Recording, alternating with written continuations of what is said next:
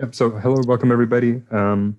So this is a session that's going to give you a look into the inner workings of the semantic harmonization cluster, and also present a new challenge for us to address.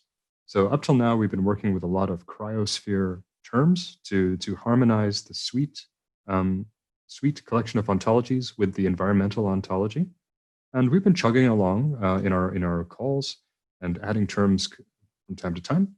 And this is actually going to be an interesting session where we see how that work has multiplied out to the rest of the community.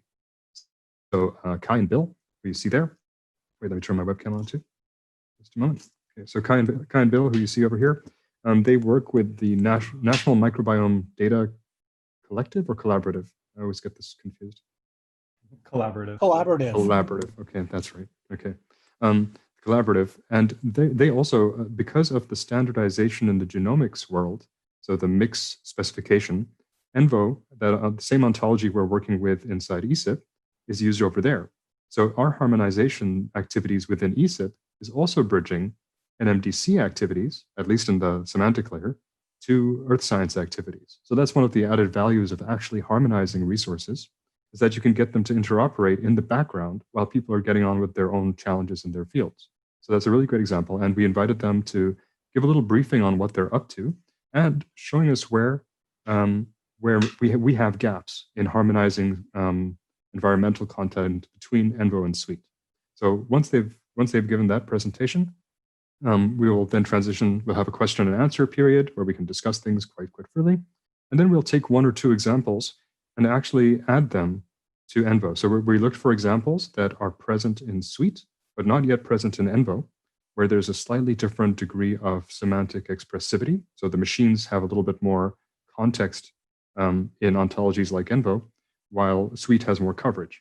So we're going to bridge a couple of them as an example and a demonstration of how that actually works, and to show that it's not so scary. So if you're interested in the first part and not so much the second part, we will have that question and answer period in between, so you don't have to necessarily stick around for the whole thing. But you're more than welcome to, of course, to see how we work and actually how our calls go. So a lot of our calls are just talking about definitions, thinking about how we can normalize them and harmonize them, and then add them across these resources.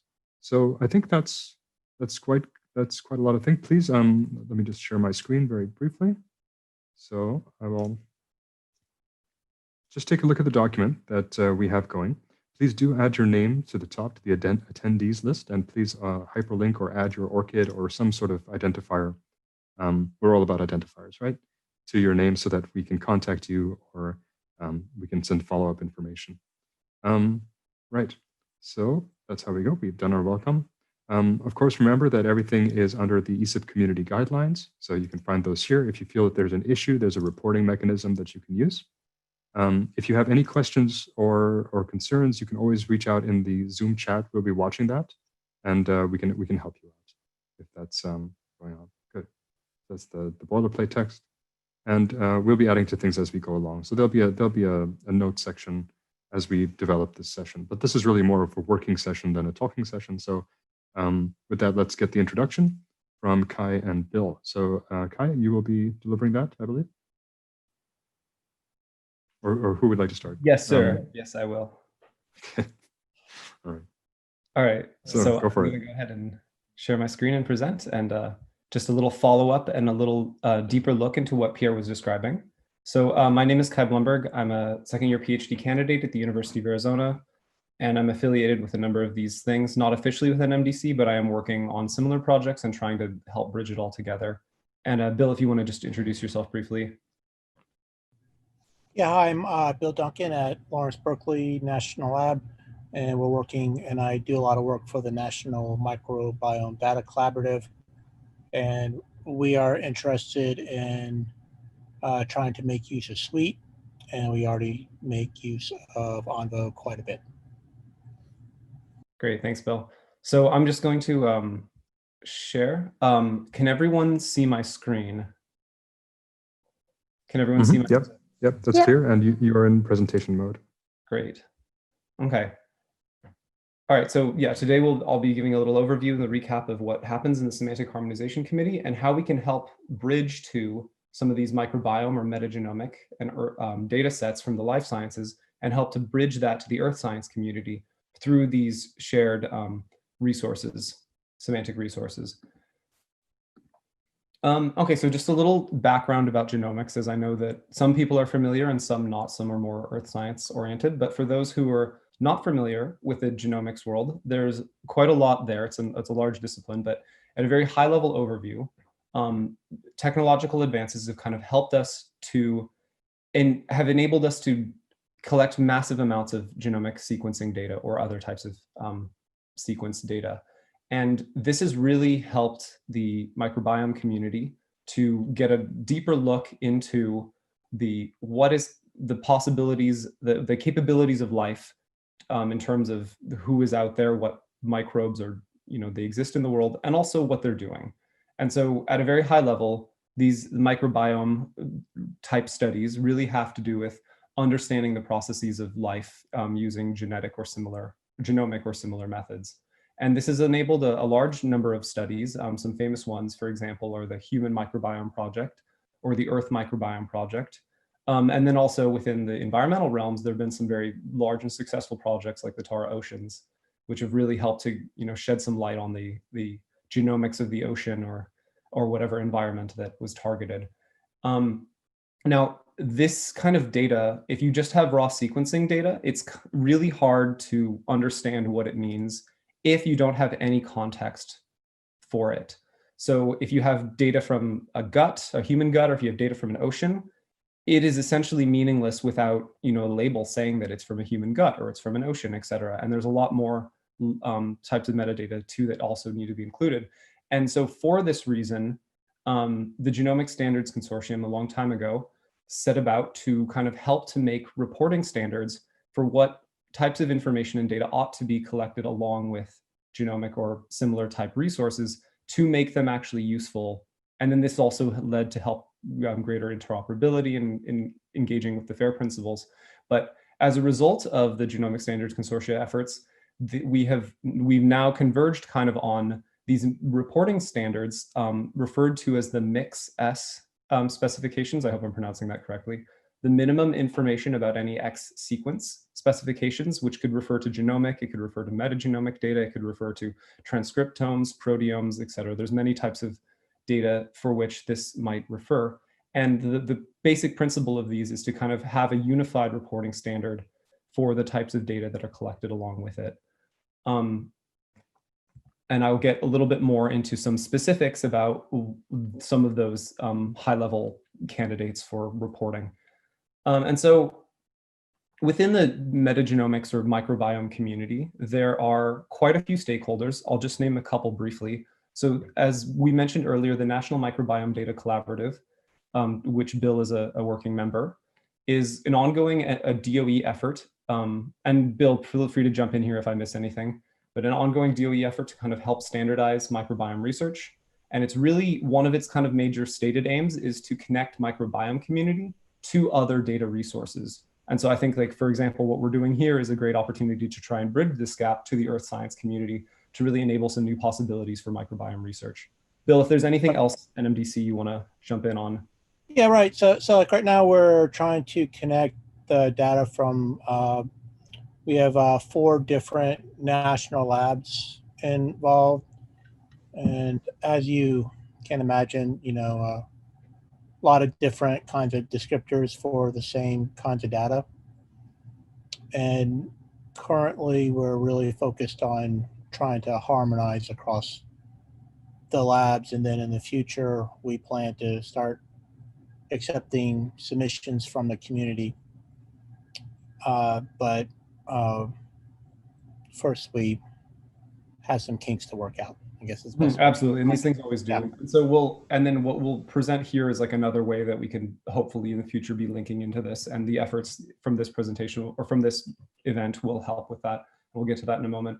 I'll just briefly mention that there are many stakeholders in the microbiome community. So there are the major international nucleotide sequence database collaborative repositories. So like, for example, the National Center for Biotechnological Information based out of the US, or the European Nucleotide Archive based out of the UK or EU efforts. And within the scope of NMDC, there are certain efforts like the GOLD database, the Genomes Online database, which have been ongoing, longstanding efforts that are trying to be folded now into ongoing NMDC efforts. And of course, there are similar initiatives in the UK and elsewhere. The Magnify is a very similar resource based out of the UK. There's one in China I didn't mention here that's also quite large, and many more just researchers around the world who are working towards these things. So the more standardized we can make these things, the better. And luckily, the Genomic Standards Consortium has been working really hard for a long time to try and shoehorn people into some standards. And many of these projects are now using the MixS standards, some of the larger repositories, and actually many of these are, which is really helpful for bringing things together. So just a little bit more about the MixS standards. So there are many fields that are mandatory or not required, but are suggested. And some of the mandatory fields that have to do with the sample contextual data, I'll give a little more elaboration on. So we kind of make use of, the environment ontology, ENVO, to which Pierre is the lead contributor. And within the MixS standards, we use this to help people to get people to describe their samples at kind of 3 levels of specificity to try and hone in on a more specific description of the environmental context of a sample. So for example, with the broad scale context, we kind of talk about the larger major environmental system classification, perhaps a WWF biome or some other equivalent in the marine realm, something along those lines, for example, like a terrestrial biome. So it's a high level description. And then we zoom in a little bit more in scale when we talk about a local scale environmental context. And these are things that the local vicinity that might have some sort of influence on the sample. And then finally, a third level, the medium itself, the materials that are under observation, for example, permafrost or seawater, something like this. So this is kind of the way that the MixS specifications, you get people to use common standards. And this specifically draws from the environment ontology, which is what we'll be working on in this workshop today. And so now another really important vocabulary in the earth sciences is the semantic web, the suite suite ontology developed by Dr. Raskin when he was alive. He is unfortunately no longer with us. But anyway, he developed this quite an impressive ontology with many terms, a variety of different ontologies kind of working together while he was at JPL. Today it's hosted and managed by Core, as far as I understand. And they host quite a large variety of different of terms as well. And so one of the main goals of the Semantic Harmonization Committee to date has been to help to harmonize that which is in Suite and that which is in ENVO to kind of help to connect to further resources such as the genomic ones that I'll speak about in a moment. And so here's just a little example on the right of different things that are within Suite. So, it's different things that are represented, cryospheres, rocks and soil and ice and permafrost and all these good things. And here's an example of if we can help to bridge it to ENVO, then we can actually start to get at some of the deeper cross-axiomatization that is in a slightly more expressive OWL format, ontology web language format, that allows for connections, lateral connections between represented entities instead of just kind of a taxonomy or a hierarchy that's shown in Suite. And so we're working to make these cross-references, and that's one of the big goals of this session. And Pierre and Ruth have been working on that quite a lot, and we've been quite successful in these efforts. So when we start to, any data that might be operated upon within the Suite space, if it were to be taken to ENVO, we kind of open up a new view onto it. So we make this cross-reference, and now we can look at this data within the context of kind of a deeper knowledge graph within ENVO. And so you can see in this example, centered around permafrost, that there's quite a lot of rich axiomatization there. So we can say that it's primarily composed of rock, soil, or sediment. So now we kind of have some more specific qualified links there.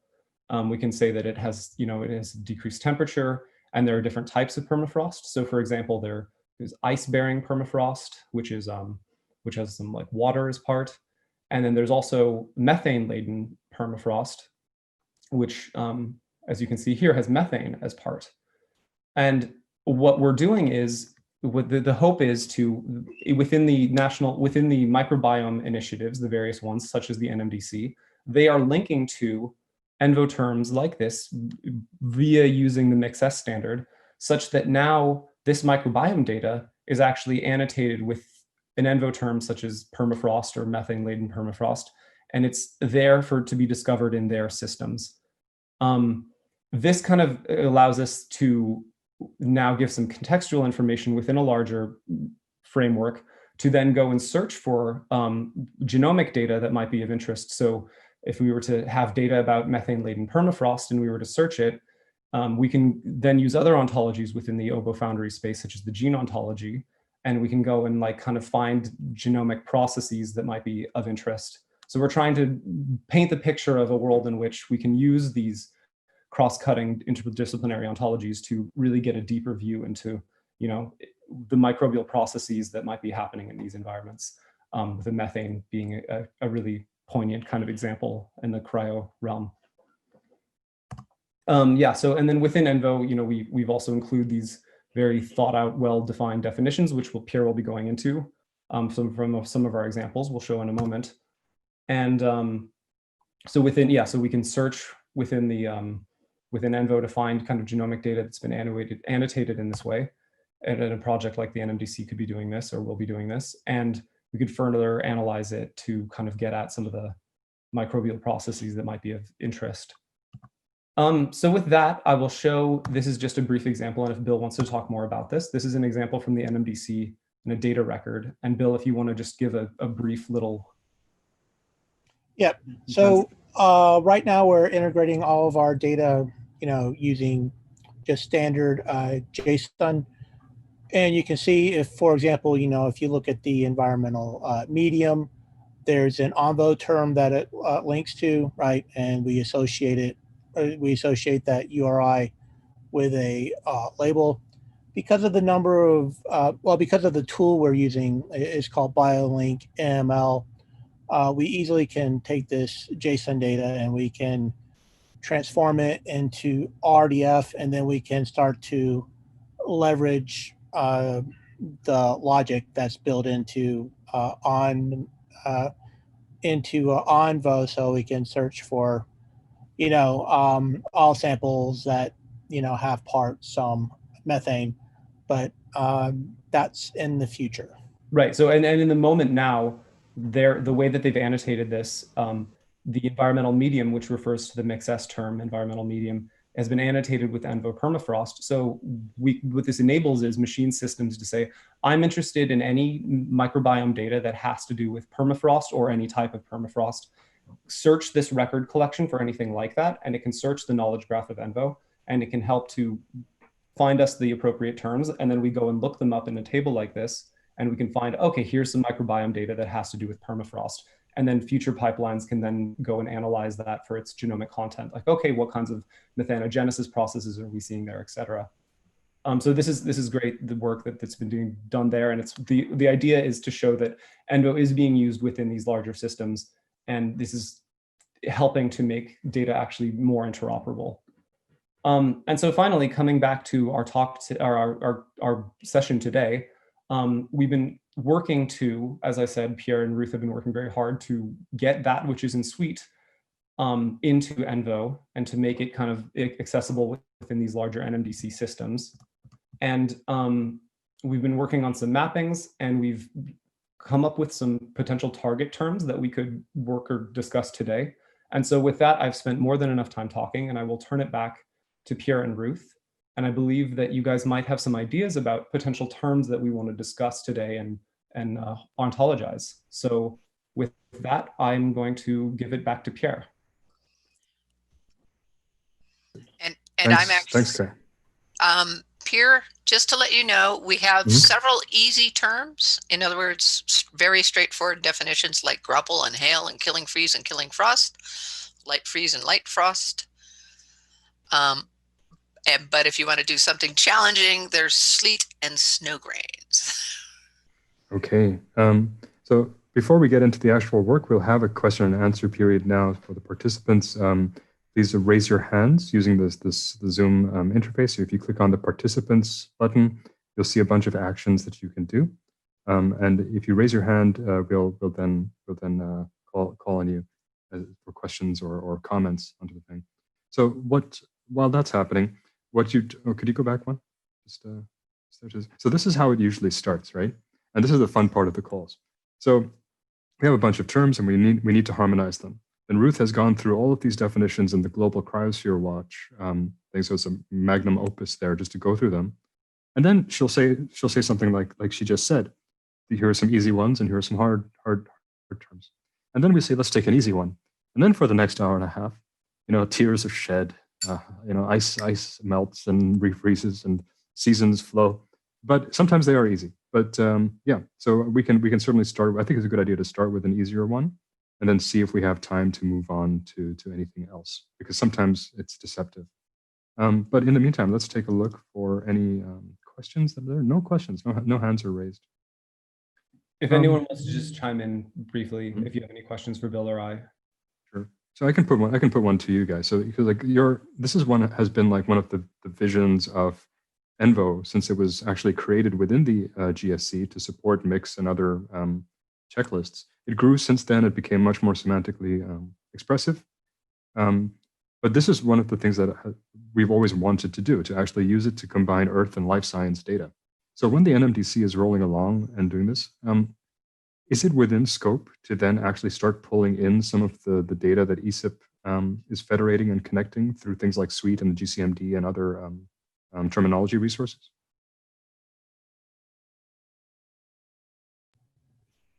Bill, I think that question was. Yes. So the short answer is yes. And we are working with some other communities, ESS, Dive, and K-Base, so that way we can, at least at the instance level, right, we can have larger data sets to search and to analyze and to link up with other things.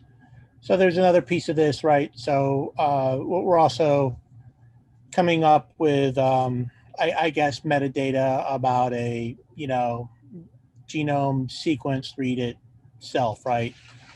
So for a file, right, there's all these statistics that come along, with the sequencing process about, input reads and base counts and things of that nature. And we also want, and Nixis has done some of this, but we're also looking into expanding that more so that way people can also search for higher quality, I guess, raw genomic data. But in terms of at the RDF level, so I can see that something like this JSON would get converted into RDF, where we have a triple where it's like, like gold, GB, whatever, has Envo thing, has Right. whatever permafrost. And then if we had another layer where we actually had some environmental data that was annotated with Suite, and then there was the mapping layers which exist between Suite and Envo, in principle, we could bring that data into an RDF framework like this and actually have them link up. That actually doesn't seem too technically difficult. We have the tools to do that, it looks like to me. Mm-hmm. And we had a comment from Brian Westra. So that this overlaps with other objectives in the community. Is the architecture used by NMDC, or the approach, is there some guidance on that or documentation that's already public? And I guess, Kai, this could also apply to your previous work on Planet Microbe, because you did similar things, right, to move around microbial data. So is any documentation or architecture documentation public? Right. So there's our GitHub site. I'll put that in the chat. It's constantly changing at this point, but we do make we make as much as we can public. Mm-hmm. Brian, is there anything else you'd like to add to that? Yeah, I appreciate it. Again, the concepts make sense to me. I'm just kind of struggling with, I've got data sets from groups that I work with, and trying to figure out how to really do a better job of making fair data through connecting them to terms that have relationships to the schema they come from or the ontologies they come from, and representing those relationships. That graph that you had, this one, really captures in a nutshell what I'm looking at and trying to figure out. So I work with people that do PCB research. They do sampling, they look at it in blood, they look at where it's coming from, they look at phytoremediation, and across those different studies, I'm trying to figure out which ontologies I could pull in, and then how best to represent that in a better way than just a keyword, by itself that isn't connected to an ontology. So I'm happy to talk to you guys offline if that's better. Yeah, and perhaps we could have Yeah, a I think that'd be great. We haven't, so we have plans to, to expand into things like, samples from hosts, various sorts of gut samples, blood samples, things like that. That's definitely in our future plans. So I think that would be great. Mm-hmm. Yeah, and in terms of the fairness aspect, so in order to cover things like blood or other anatomically related entities, as we'd say, so ENVO interoperates with other ontologies that cover anatomy pretty rigorously. So we don't have to reproduce that work. We just import, and it's interoperable. And I think that's a really important part in terms of that fairness discussion. The I part in fair is very difficult because you don't just get interoperability for free when you use a certain vocabulary or so, unless that vocabulary is actually interoperating with other vocabularies. That's why we're excited with the harmonization between Suite and ENVO. It's boosting both of their interoperability aspects. And I think that segues quite nicely into Robert Rivetto's point. He's saying that the mapping of crosswell is not subsumption. In other words, efforts should not try to subsume Suite's content under ENVO or vice versa. Rob, would you like to expand on that? No, I think you said it pretty well. Just like with any subsumption, it can carry with it certain commitments that one resource or one group may not agree with or be committed to. So I think a lot can be said on that for crosswalks. You can achieve similar things and show similarities without anything else that may be problematic or controversial or just not have agreement with. But I think you said it pretty well. Mm-hmm. Right, and yeah, and that's the thing. These are different systems with different kinds of dependencies, and if they're used in running systems, so we have to be careful about how when we change things that's a staged process with some testing beforehand, and also keeping in mind that they do different things. Like they're aiming for different things. That's why the interoperation is so valuable, because then you boost the functionality. The challenge for us in the semantics community is to communicate that more clearly to the broader data science community. Because for many people, a vocabulary is a vocabulary. And so that's a charge to us that we need to articulate that a little bit better and have some better outreach with that. So that statements like that Rob put in are better understood. Yep. So right now our main driver is SCOS for, creating exact matches or close matches between terms. We're also developing another standard I'm putting in the GitHub called the SSSOM, which is a way for us to, as we do these kind of automated, matching type projects, this gives us a consistent way to determine how our terms would match, what the method was and what the match type is. Because there's different types of matches, right? You can do logical equivalence, you can do lexical matching, and more. Right, and I think that's also a fair point. So what we're going to see now, as we'll start pretty soon, so we have an hour left, so we'll see adding some of this knowledge, encoding some of the knowledge about something like Hail or Graupel or something. We'll see that in ENVO, which is quite expressive using more links, right? But often that takes a bit of training, and often you don't need that level of precision for your initial first pass of your system. So going for something like SCOS, which is more thesaurus-based, broader synonyms, narrower synonyms, sort of bags of meaning, that's usually very sufficient for most purposes.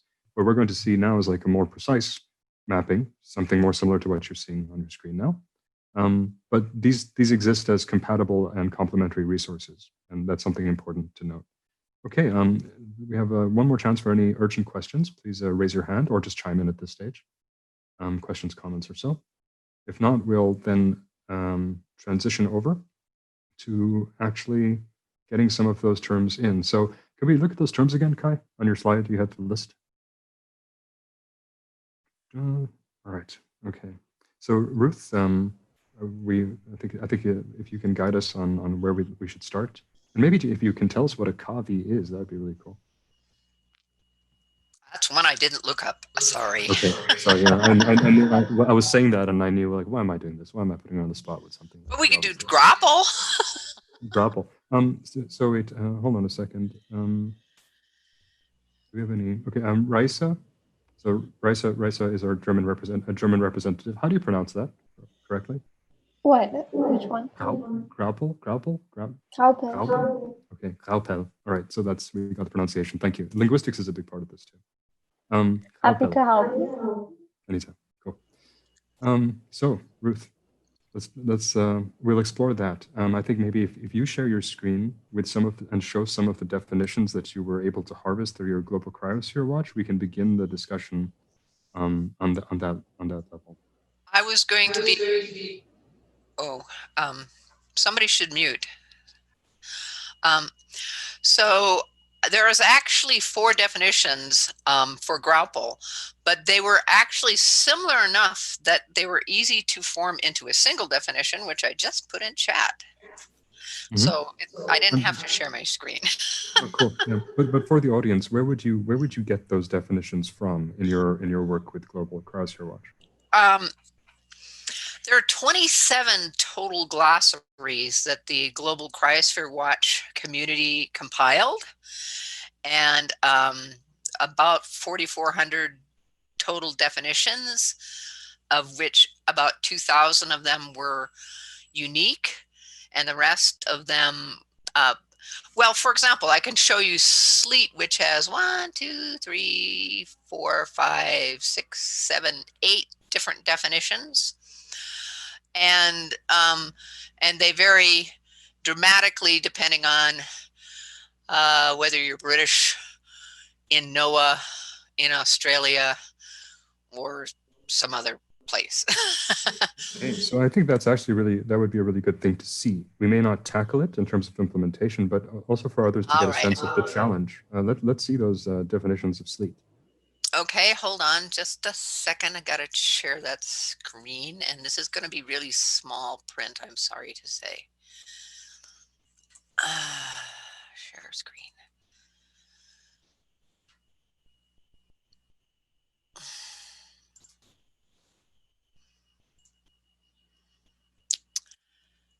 So, are you seeing a spreadsheet? Mm-hmm, we are. It is quite small. Are you sure you can't zoom in with a Control plus or a Command plus or something of that kind? Yeah. Well, I mean, I possibly could. The problem is that it's just a big spreadsheet. Mm-hmm. Let's see if I can make the words any bigger.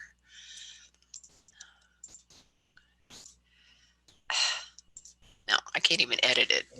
I see. So you're locked in. But I think, okay, I'm sorry, but if we strain a little bit, or you can talk us through it, Ruth, also for those who okay, don't have screens. So for sleet, there were definitions compiled from NSIDC, NOAA's National Weather Service Glossary from 2009. WMO also has a terminology database called Meteoterm. Australia has a Bureau of Meteorology that has a glossary. There's a UNESCO glossary of hydrology, the AMS glossary of meteorology. Physical geography has a glossary, and the illustrated glossary of snow and ice. So that's like 1, 2, 3, 4, 5, 6, 7, 8, I think, of the 27 glossaries all had the term sleet in it. And the biggest issue between them is basically the definition varies a little bit depending on where you're from. And it's really a regional issue in this particular case, though there have been other kinds of issues where it's been more a disciplinary issue. but you could see over on the extreme right, basically a general definition of simultaneous precipitation of liquid and frozen water with a variety of regional differences, which would subclassify it in British terminology and colloquially in some parts of the US, precipitation in the form of a mixture of rain and snow. In NOAA, it's pellets of ice composed of frozen or mostly frozen raindrops or refrozen partially melted snowflakes. And then they go on to talk about things that differentiate it from other terms, including the factor that it usually bounces when it hits the ground or a hard surface. And in Australia, it's generally a mixture of rain or snow or falling snow that is melting into rain. Mm-hmm. I think that already makes the point pretty clearly. Like, sometimes if you're not in the field, it may not sound so consequential, but these are quite likely different things. This is where our linguistics and our labels don't necessarily align to what we mean when we say things. And this can then lead to data issues. Like when you're trying to integrate data or split it apart or discover it, you might be actually merging or splitting along axes that are not intended. So that's where the semantic part comes in to try to handle it. So what we would typically do now in ENVO is to actually create terms for each one of these kinds of sleet with a little bit more of a descriptive label and a broad synonym that these can all be referred to as sleet. So the system would find it, and perhaps if people are implementing software on the other side, they can prompt the user for a more precise, like what kind of sleet do you mean sort of approach.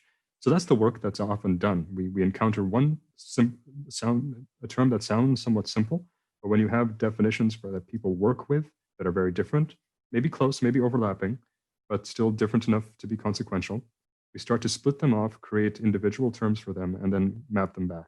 So if, for example, at Suite's current level, definitions are being added.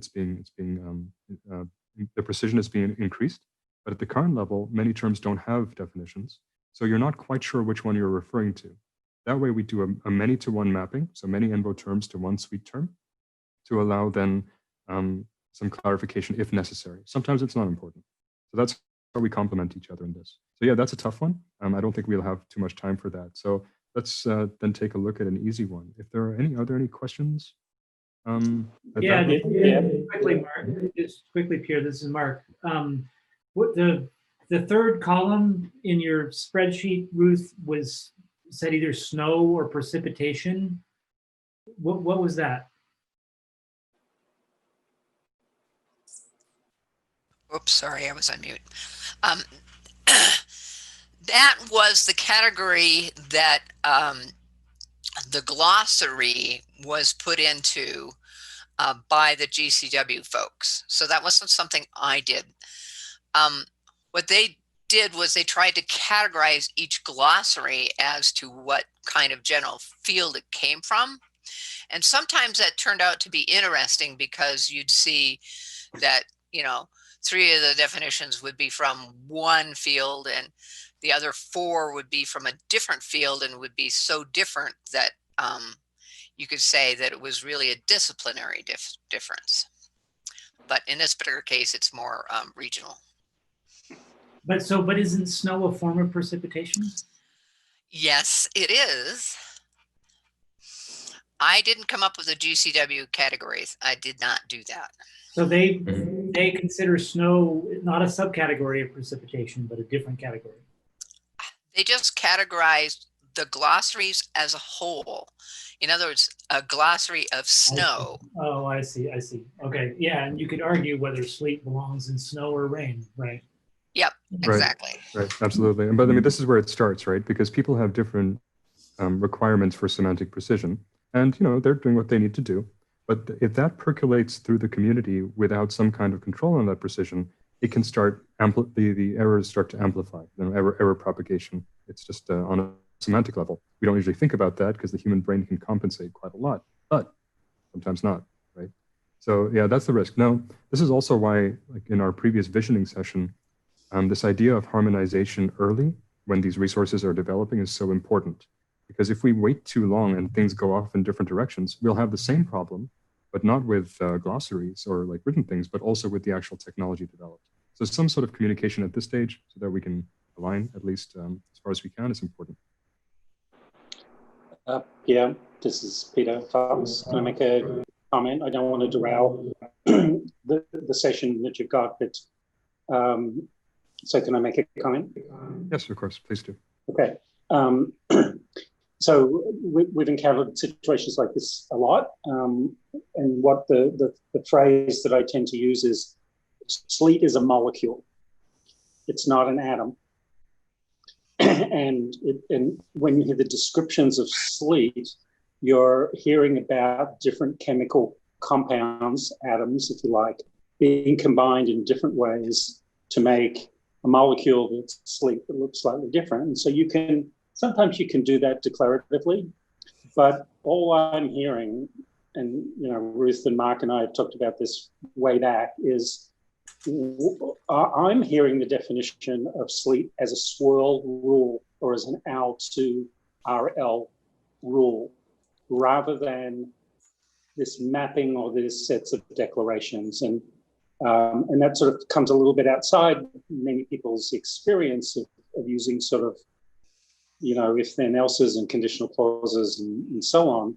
But there's a point where you can drive yourself crazy. You can drive yourself absolutely crazy, and you can contextualize and you can namespace it, and you're going to get clashes. So I wonder, I know you're not going to continue to talk about sleet, but I wonder in this cluster, has that notion of representation through procedural logic rules come into discussion? Over. Mm-hmm. Thanks, Peter. Not as such, not in terms of within the framework of that sort of theory or rubric, but in terms of how we're composing things, it actually follows your metaphor quite closely about, let's say, the individual atoms in this case would be like the axiomatic claims we're making in ENVO. Now, of course, that could be done on a rule-based system too, like if you're using DL rules or so. Nothing preventing that. We just don't have a partner in the harmonization cluster who is doing that. It would be a very good addition to have that perspective. But currently, we have the normal axiomatization way where we're just using OBO logic style, and then the sweet SCOS logic. But I think what we're doing with the axioms in ENVO gets close to this atoms versus molecules metaphor, because we can mix, match, overlap, recombine as necessary. But I think that's indeed a side conversation to have. But the conclusion there is, if there are parties interested in that, the Semantic Harmonization cluster is open. We'll put some links in the chat for that participation, because the more we get familiar with different ways of doing things, the more we can actually figure out where to position these resources to help the community at large. And if I could just jump in really quick, one kind of high level way of thinking about an ontology can be that if you have something has constituents A, B, and C, and something else has constituents A, B, C, and D, then that kind of helps us to program in the first order logic, and then the machine can figure out that A, B, C, D should be subclass to A, B, C. Yeah, okay, we'll see a little bit of that, I think. But then let's perhaps then move over to one of the easy cases, Ruth. So if we can talk, oh, you already pasted it in there. So we're going to deal with Grapple. Yeah, Grapple. Heavily rhymed, oh no, so that means we need to talk about rhyme. Heavily rhymed snow particles, and also snow, and particles, often called snow pellets, often indistinguishable from very small, soft hail. Right, so already what we're seeing here in this definition, which is already synthesized, Ruth already went through this and found some overlap. We're having these sort of, this typically is like this, or this often is like that. And when one's specifying semantics, often you have to be a little bit more precise than that. If there are these sort of, let's say, cases that are optional, they can go into the subclasses of, in this case, Grapple, right? So, but often many of these are not actually necessary for the core definition of something. We try to have a minimal definition of what differentiates Grapple from other kinds of snow particles, right? So perhaps it has something to do with this heavy rhyming. So let's work with that. I will share my screen. There we go. And let's see if this works. Okay. right? Is that visible? Yeah, we can see your Yes. desktop. Great. Okay. So typically how we'd start one of these, if we're doing it not in the shortcut way, but in the full sort of way, we'd start a Envo issue, right? Because we're adding things from into Envo to complement Suite. If we were doing it the other way around, where it's already in Envo, but we want to add it to Suite, we simply just change the order and work through the Suite submission system. But over here, we have then our Envo issue tracker with a bunch of issues, and we'll start a new one. There we go. And this would be a new term request. That's an abbreviation we use, but you can say add term, or you can type in what you really want to. And we'll say this is a term request for Graupenel, as it were. So this is from Ruth Durr, suggests the following definition. And this is where it's going to get into the procedural flow. So we're going to go through step by step. We'll discuss the definition a little bit more, but we're also going to show some techie stuff here. So that's for the audience to take under advisement, right? So the following definition synthesized, and typically Ruth would be submitting this from her GCW work. So Ruth would be taking care of this, and also then we would link off to that work. When it is published, of course, the GCW work will get a DOI, which we will then nano credit inside the ontology. So that's a crosswalk to the data citations group. So I'll assign myself. We have a bunch of labels that we can put in there. So we're just going to say it's an enhancement. It's a hazard. This works with our DDR, so disaster risk resilience, DRR, sorry. So that can fit in there. It's a mapping concern because we're mapping over to Suite. It's a mix concern because it's coming from an MDC. That's enough for now. I don't know if this is actually coming from NMDC. Oh, but it is used for mix though, right? The idea is to add it to mix records. Sure. Okay. Can I ask kind of a naive question, Pierre? Yes, more than one. I think this relates to Peter's point just a minute ago. So Graupel looks like hail a lot of the time, but it's formed through a different process, different meteorological process. Graupel, in a sense, is a form of snow where, I'm going to mess it up, but hail is rain that keeps cycling up into the atmosphere and freezing and coming back down and then cycling back up. And so it's a very different meteorological process. And that's, I think, often what the researchers are interested in, is the process that formed it, not the end result, if that makes sense. Yeah, that makes a lot of sense. And that's so the end result is similar between hail and Graupel, but the process is very different. And that's what the scientists are interested in a lot of cases. So do we capture that in some way in the definition? And does that relate to the sort of axiomatic approach that Yes, we're talking about? Yep. Yes, it does. So again, what we see here, like, I don't know enough about Graupel. So if there is a processual aspect of it that we should include, we can certainly do it. We do have processes represented in ENVO with process algebra. You know, this is causally upstream of, etc. So we can actually map that and also use the processes as differentia between two things, right? Depending on which processes they were participants in or were outputs of. So that's entirely possible. But what we're limited with is the input of knowledge at this stage. So this synthesis is coming from those glossaries. If you have more to say, this is now live. Please add to it, and we can update the definition before the next release. But Graupel here is a thing and while the process is something that I'm quite sure there might be other terms for, it's not one of the ones that is in Envo, or I mean in Suite. So so the issue is that, you know, in Suite we need to find out what it's under in Suite. In other words, is it under a process branch or a thing type branch? Because these definitions are clearly all about the thing. Yes, so just to clarify, this is certainly a thing, like we would call it a continuant, but just a thing, like not a process. And what we're saying is that we're not going to redefine this as a process. Graupel is certainly not a process in normal conceptualizations in Western mentation, but it can be the output of processes.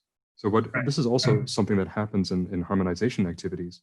In order for us to explain to the machines what this thing is, we don't just add one term, but we'll add a little neighborhood of terms that contextualize it, so that it's like building a brain, right? You have to build some connectivity and some new neurons. So we can do that, but only if we know about it. And if please do put it on our radar, and we can extend it through this issue. So I don't mean that Graupel is a process. I mean that Graupel is a result. It is a thing that is a result of a process, and the process for producing Graupel is different from the process of producing Hail, and that's sort of what the fundamental difference is. Even though they might physically be different, you know, Graupel's softer and more snow-like, and Hail is harder and more ice-like. But often they're very similar in, you know, if you're trying to look at them just as a thing. And so the researcher is often more concerned about the process that formed the thing, and that's what then defines the thing. Mm-hmm. We can add for a simple example of that, we can go to the other end. So Song of Ice and Fire, right? So let's jump over to volcanic eruptions. So for example, a material like tephra, fragmented material, produced by a volcanic eruption, there's your process, and it's saying that the composition doesn't matter. So except it's broken up. And these are the axioms that we would use to link the process, explosive eruption, over here, to a volcanic eruption process. And it says it has that output, which is a bunch of things, but also it includes tephra. Where can we find that? So, or that's the other way around. So then tephra has the semantics there. That is the output of an explosive eruption.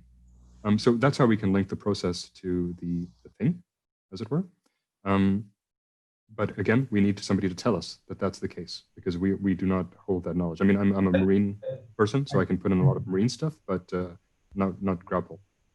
I just had a look, Pierre, at Graupel in Suite, and it's under the water substance, which is under the substance hierarchy. So I think it's kind of analogous to an environmental material in ENVO. Could you paste in the Suite IRI for that? Sure. Because that's actually the link. Once we get this into ENVO, we have to link it over to Suite. And we do that with the Suite IRI, so that at least we have an anchor point. Thanks. In the chat, and I will. It's in the chat, yeah. So, and I will also add that to the issue. Mm-hmm. What's happening now, however, is that we have to think about ways to do this more consistently. Right now, we have a kind of working convention for mapping ENVO to Suite, but what Bill mentioned earlier, like the triple SOM or something, we need to think about that a little bit more. How to do this more systematically across resources. But that's exactly why we need this kind of federation thinking, so that other people can contribute their views. All right, good. So we've started. Please do add more to that issue, but we'll work with this for now, just to show the example. All right, so we have that, and we're going to do a little bit of definitional cleanup. What this means is that, of course, we try not to change the definition. Thanks, Kai. We try not to change the meaning, the semantics, but we try to just sort it out into like what is the core definition and what could be put into a comment rather than a definition. So because we're using this convention in OBO, the genus differentia, we first have to identify the genus. By the way that this is phrased, it's a particle of snow. So snow, and then you say the differentia, which is composed of heavily rhymed particles. Now, I don't know if people will object to this, to say that this is not a snow, but again, that's where we will create it. It's all public and open, and perhaps when somebody notices and complains, we're more than happy to revise it and nano credit them in the revision. Everything is version controlled, so that if somebody was using an older definition, they could still use the old release or map back to the older definition if they want to. So snow, which is composed of heavily rhymed particles. Okay. Often called snow pellets, that's something we're going to put into a related synonym. I don't know if that's a related synonym or an exact synonym in the Scots logic, so I'm going to keep it as related for now until somebody tells me better.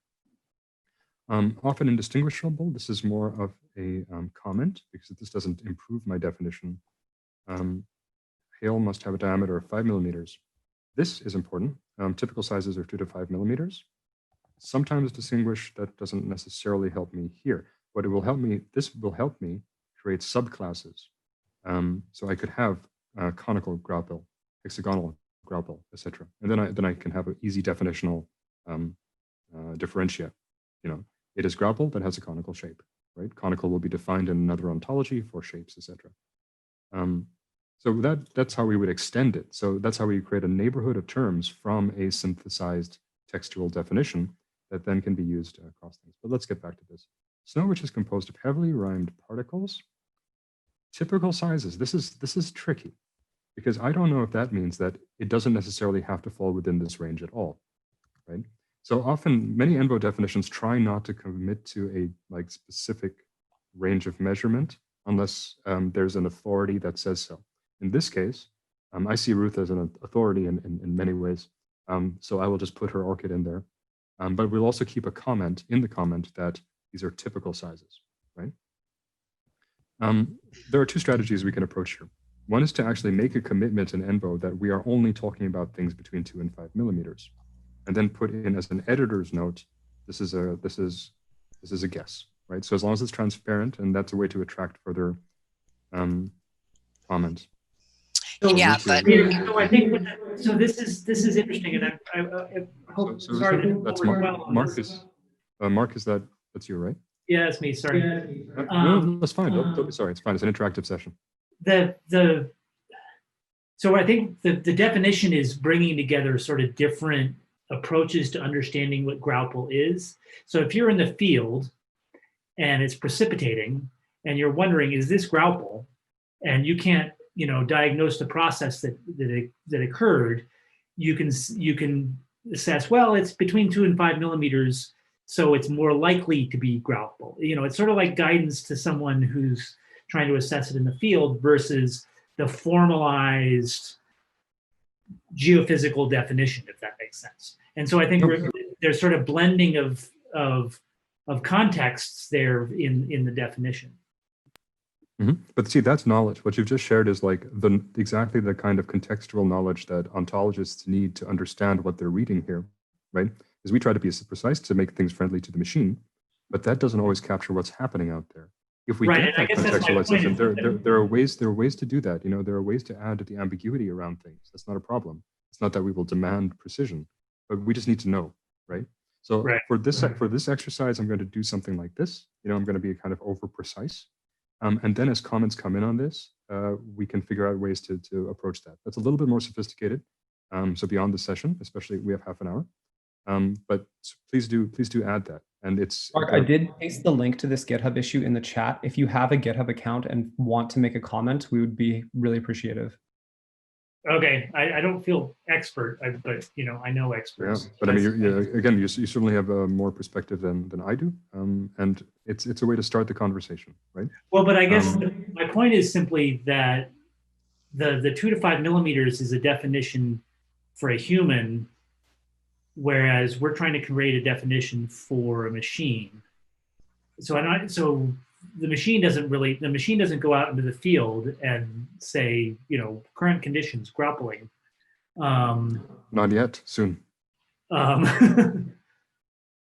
Yeah, okay, in which case the machine might want to know that it has to make a decision on limited knowledge. Yeah, okay. If I could just point out that it's limited. Oh, sorry, go ahead, Kai. No, I was just going to say what actually goes into the definition itself is kind of opaque to the machine. That definition is still for humans mostly. And what's in the axioms is more what the machine can understand.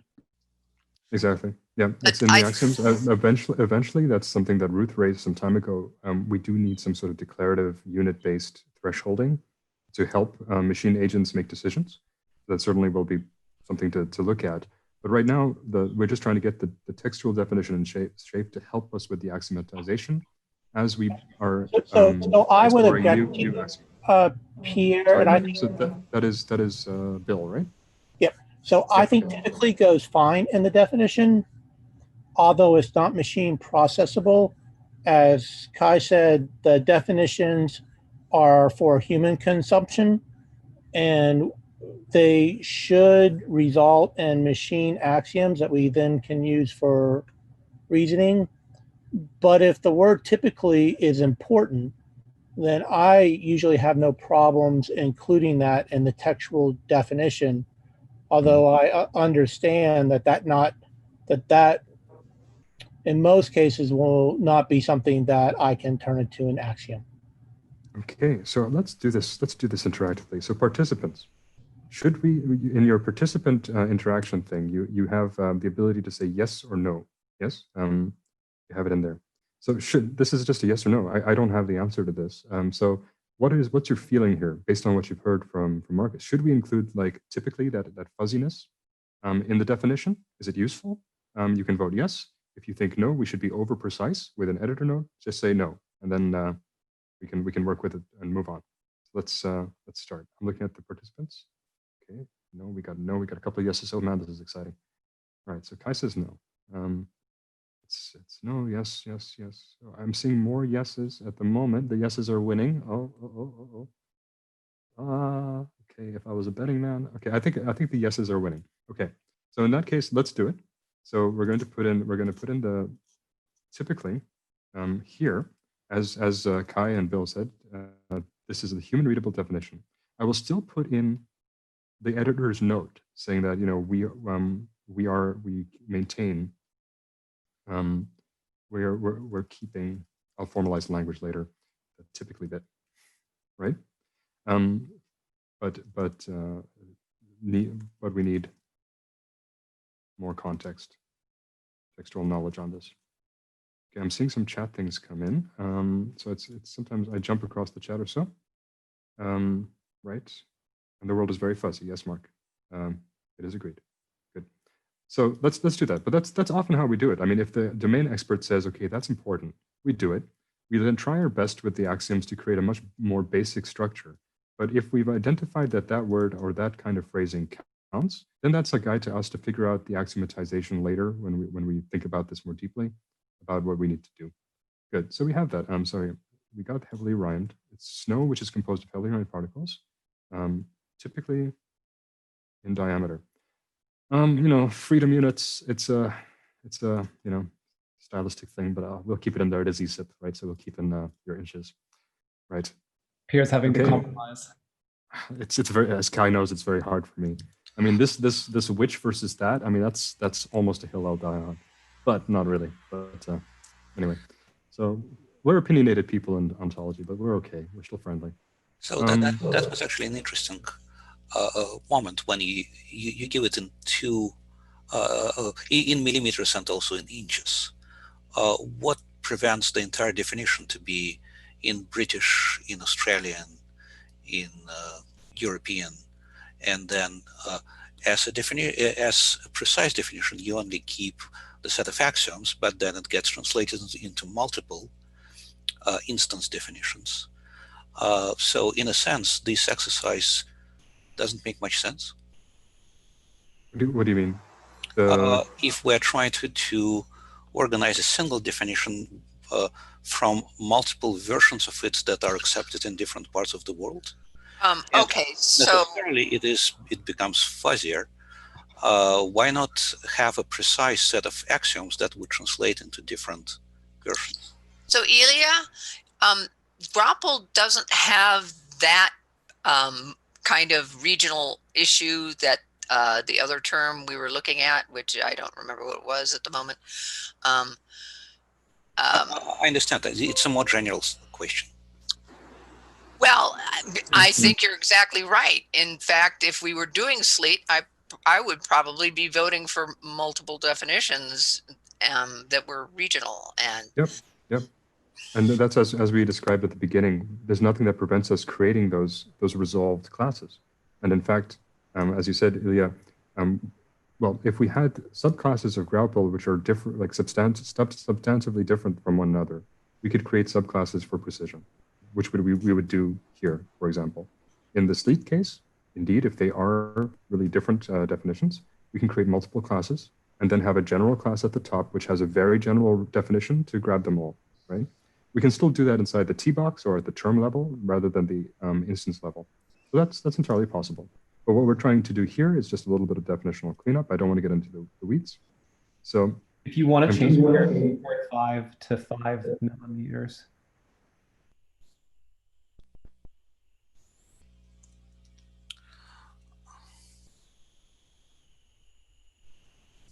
Pierre, we lost your audio there. Oh, the audio. Sorry, what was that? The diameter is 2.5 to 5 millimeters. If you want to, the diameter, what you have it currently in inches. Yeah. If you wanted to be consistent. 2 to 5. So 2. I'm sticking to 2.5 to 5 inches in diameter. 2.5 to 5 inches in diameter.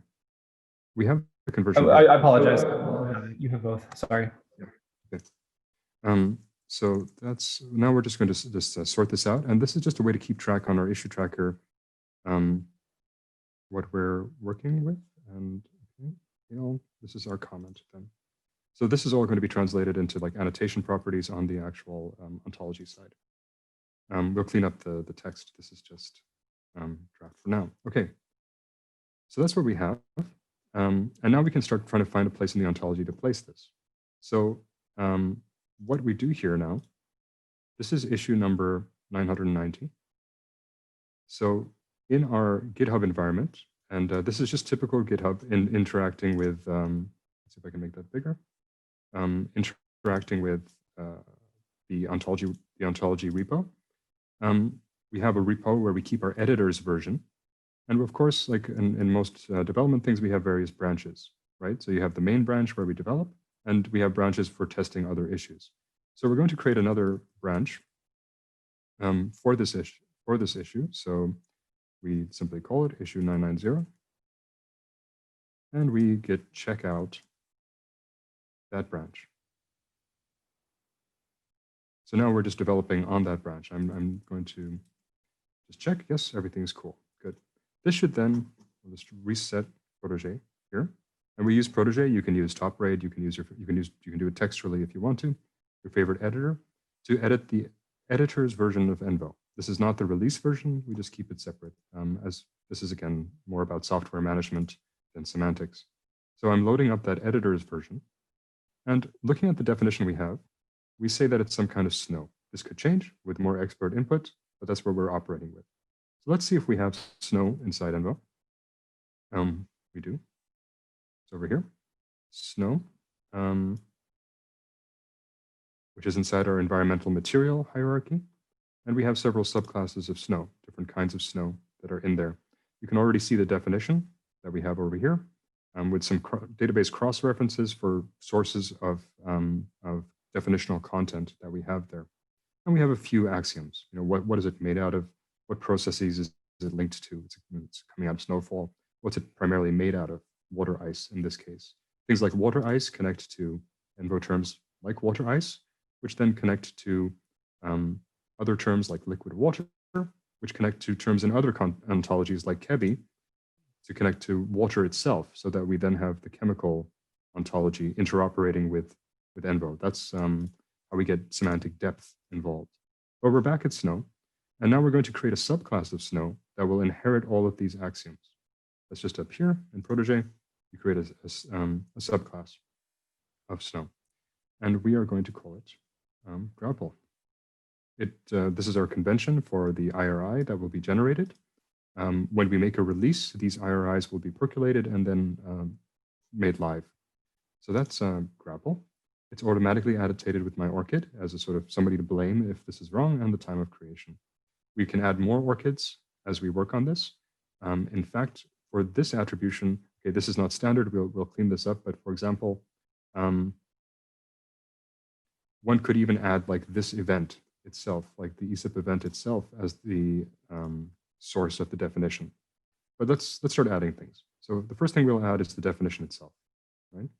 So inside the annotation properties on this new term, we add the definition. Where did it go? Down here. And it's a literal in the sense that it's just text. So we grab our cleaned up definition, head back, add it in here, make sure there's no weirdness in the copy paste. No, there isn't. Good. We will say that it's a literal, and that we have it as a. We often do it this way. Often we don't. We do the string, and now everything's resized. Of course. There we go. String. Okay. And that's fine. Also can add the language tag if you want. Sorry, could you? You can add the language tag if you want. this is important. For some reason, it seems not to want me to. I'm not sure. Yeah, I don't know if that's because you specified a data type. I typically don't. But Okay, let's just refresh that. So we're adding a definition, right? That's an XSC data type. Maybe RDFS literal still doesn't allow us. I'm not sure. That usually works. But let's just probably leave it leave blank. blank. And yep, there you go. Yeah, that's odd.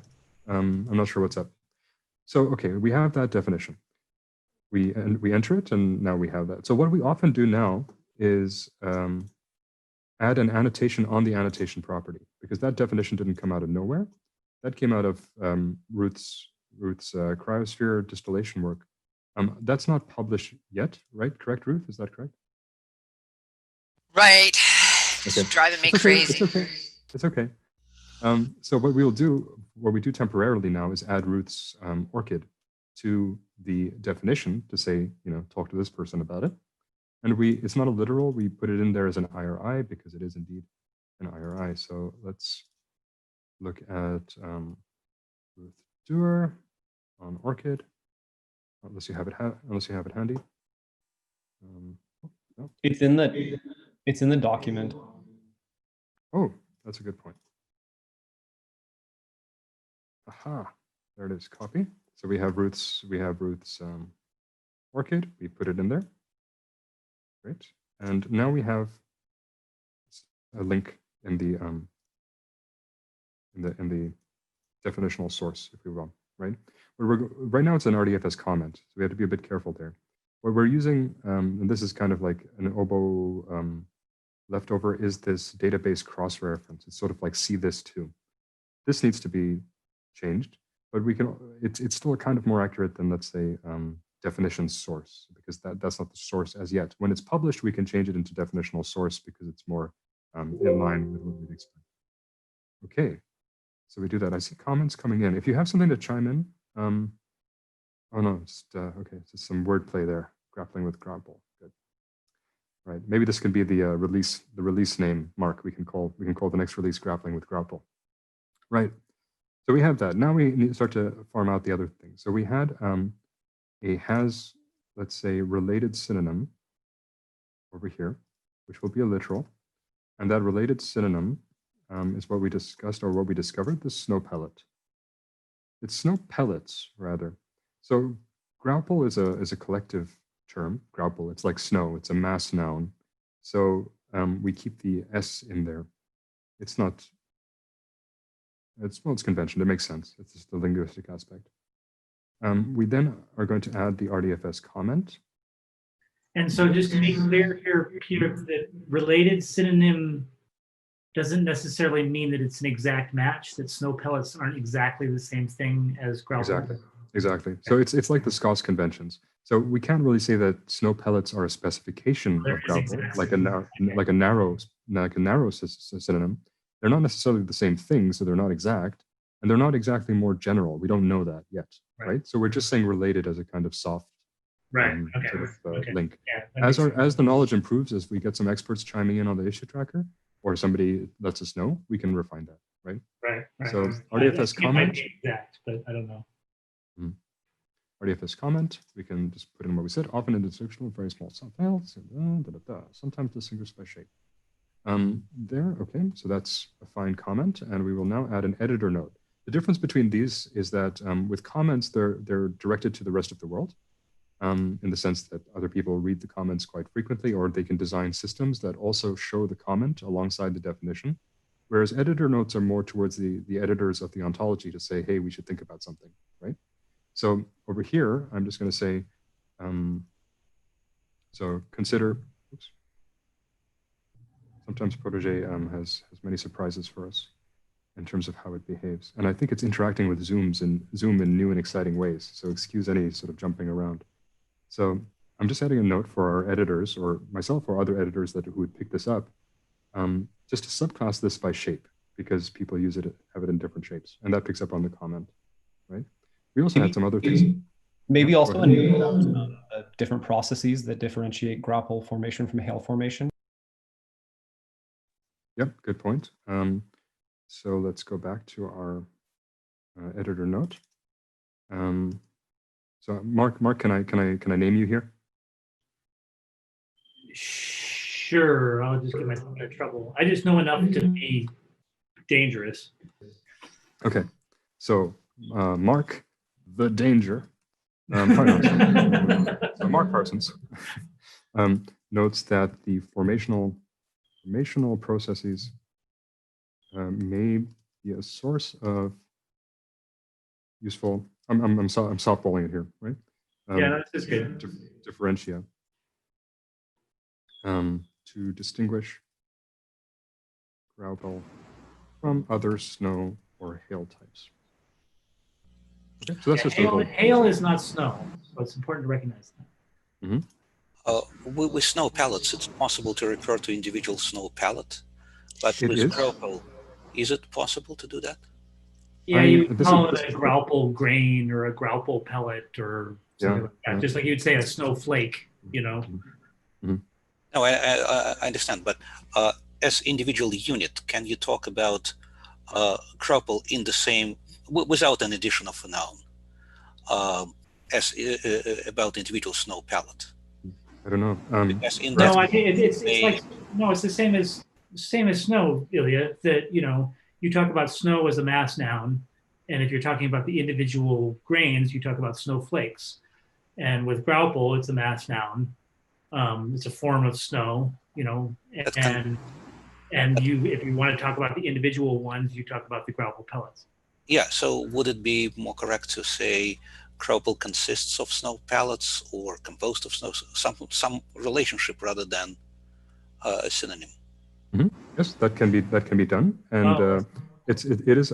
So we do have things like you can identify objects like I think we have grain of sand, grain of beach sand, etc.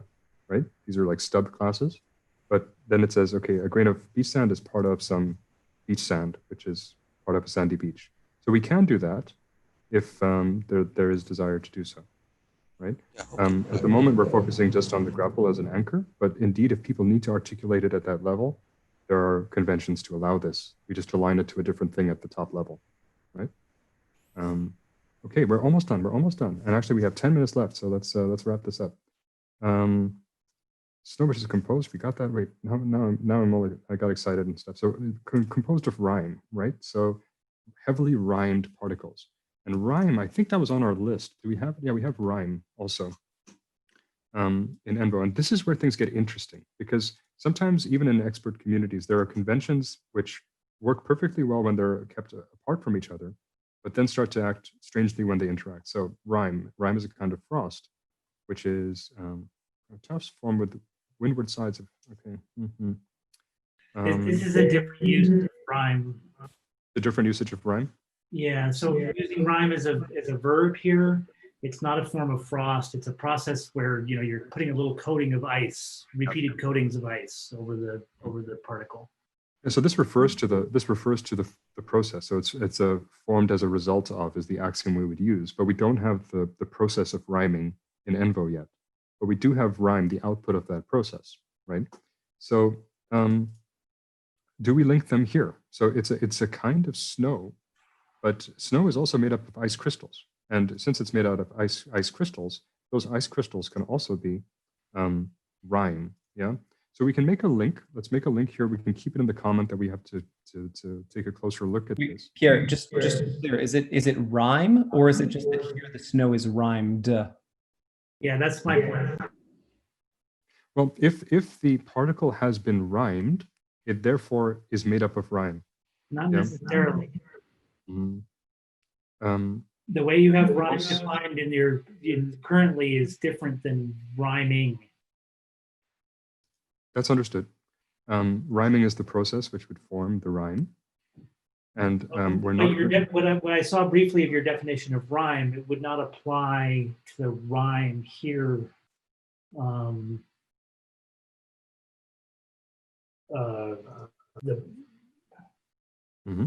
So if rhyme is no, frost, okay, number one, primarily of granular ice tufts, that might be. I saw the windward sides of exposed objects and stuff, and that, you know, Yeah, that's and I think that also holds, because the exposed object in this case is a particle of snow, right? And it is in contact with supercooled fog or cloud in this case, right? So indeed, it can be rhymed. All right. Let's carry. Yeah, but it's good. That's exactly the kind of stuff we worry about, Mark. You know, we have to catch ourselves, because sometimes, well, I especially get over enthusiastic. So if we say that and we say this is composed, we have a relation composed primarily of some rhyme, then we have some deeper axiomatization, and that's coming from the relation ontology in OBO, which has like some logical constraints on the kinds of relations that exist. So it's not just a free text thing, and it's managed centrally to make sure that the relation structures we use across the ontologies are consistent and interoperable. All right, so we're almost there. And this is the part that the computer can actually understand. So like we said before, the definition is opaque, but the fact that it's linked to this other term rhyme is now something that the machine agent can put into context. Exactly, because then as we add more semantics to rhyme, like the rhyming process, that also gets passed along to things that are related to it, you know, so grapple, etc. So we're almost done. That's like, you know, just a little bit of careful cleanup. I'm going to save that. It's not done by any means, but it's, at least our first pass is looking not too shabby. We are going to then, do I want to save it? Yeah, cancel, hold on, I'm freaking out here. Okay, now I've saved it. So I think I tried to, the Zoom was taking over my save thing. Very scary stuff. All right, then once that's done, inside our repository, we can do a git status to just check on things. And it tells us that the editor's file has been modified. So I add, not that, I add just the envo edit. So now git commit, and I'll just put in a quick message saying, you know, first passed, and then just the code #990, which will then link it to the issue. Git push. This will complain that we don't have, we've just created a new branch, so we have to set the origin, and I do that.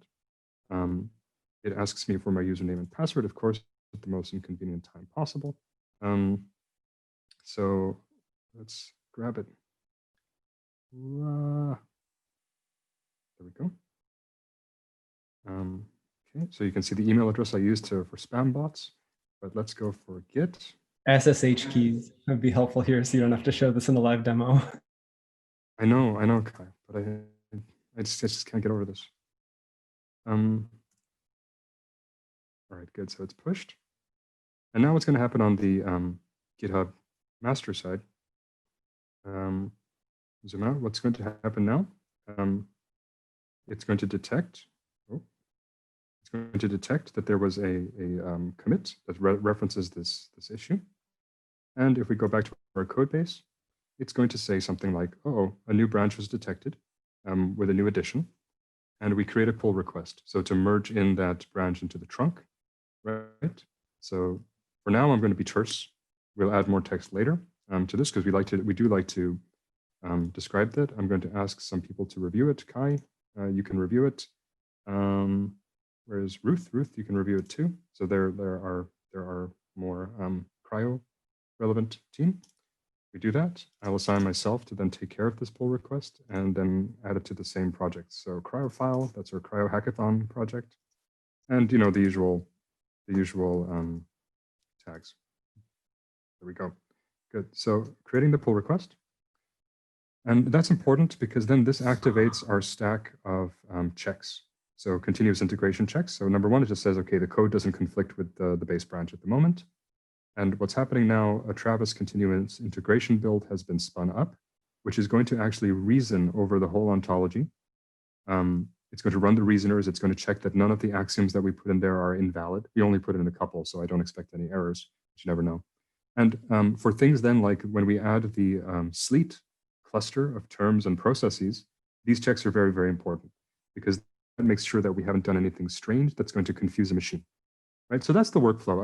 I think we'll end it there and have like 4 minutes for just chat and questions. But this build will proceed in Travis, and if everything looks good, this is what we've changed inside the L. If everything looks good on that side, then we just merge in this thing and continue our development flow.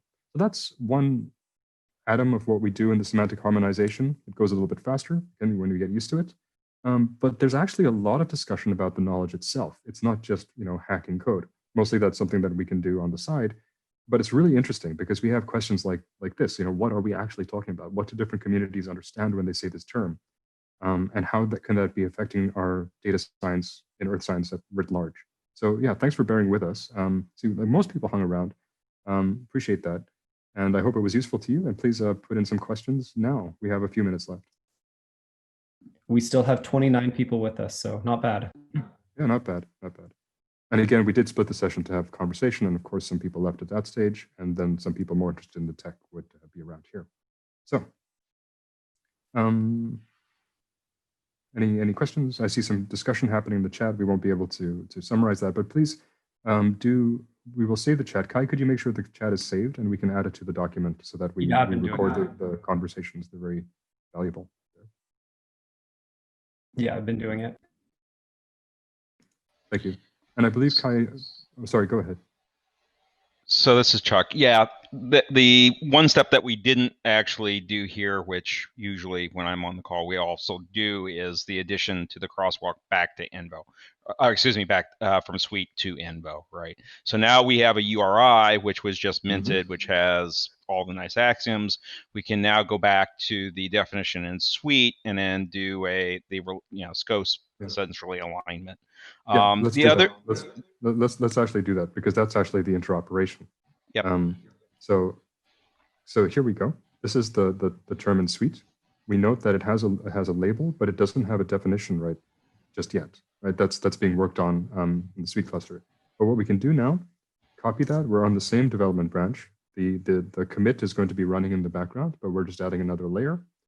With that, and what we're going to do with the same file that we were working on, same branch. So we're just adding to that pull request. We're going to go to Gravel, and we're going to then, what at the moment is just this dbxref. So with what Bill mentioned, like the SSOM, or there's also an issue open on the Suite tracker about how to do this consistently across resources. We're still figuring that out. But right now, I'm just adding the Suite IRI as a database cross-reference at the top level to Gravel, saving that, and I'll make another commit over that. And now we actually have a one-way crosswalk. And then when in Suite revision, we can do the two-way crosswalk. So then the two resources can talk to each other. Sorry, go ahead, Chuck. I interjected just so that very important point can be. No, that was basically it. And I think the other point is that this was an excellent example of why we welcome the participation of domain experts in the harmonization efforts. We can't really do harmonization without domain experts who basically have the knowledge to bring out these distinctions, right? That we need to include at some point in time, probably this idea of process, that we need to include, this distinction between, shape, size, and these other sorts of things. So I think the main point is that what we're not trying to do is create a glossary, but we're trying to create essentially a knowledge base, right, which has logical distinctions in it. And that is a perfect opportunity for us to plug the ESIP Semantic Harmonization Cluster meetings, which are the third Wednesday of every month at 2 p.m. Eastern. So please feel free to join us then. Thank you, Kai. I think those are any final words, Ruth, for this session. We're out of time, and maybe. No final words, but I just have to re-echo. This is a great place for domain experts to come in. I actually consider Mark to be more of an expert than me, though he hasn't looked at all these vocabulary definitions, glossary definitions. But in addition, getting domain scientists actively involved, I think, is a good idea as well, if you can do it. I do know there are some people in the previous session who expressed an interest, and I would suggest that perhaps if they're here, I can't read that list that fast, that they do that. That would be very good. For example, the soil folks. Exactly. I mean, we had a really productive pre-meeting on soils, and I think this is more or less the kind of activity we would do for soils, just the same as we're doing for cryo, and also train up people on other sides. Again, like I do some of the ontology editing, but you see, it's not so occult that others can't approach it. We can train, and then people can start up their own harmonization activities, and further this through ESIP networks. And So, one question Hmm? that I was going to have, so we're getting close to having a good mapping between the cryosphere terms between Envo and Suite, and there was discussion of where to move next, perhaps, if you could address that.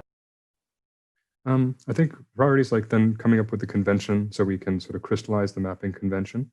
And once we do that, we can actually start seeing if we can move data along these two resources in different ways, leveraging Envo's expressivity and Suite's coverage of the domain. And also helping the two resources upgrade themselves in their own sort of operational spaces.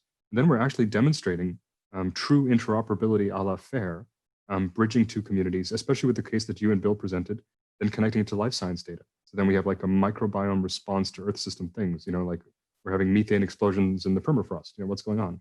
So I think there's some really exciting stuff that can be built on top of this foundation. But I think we're really out of time. So thank you all.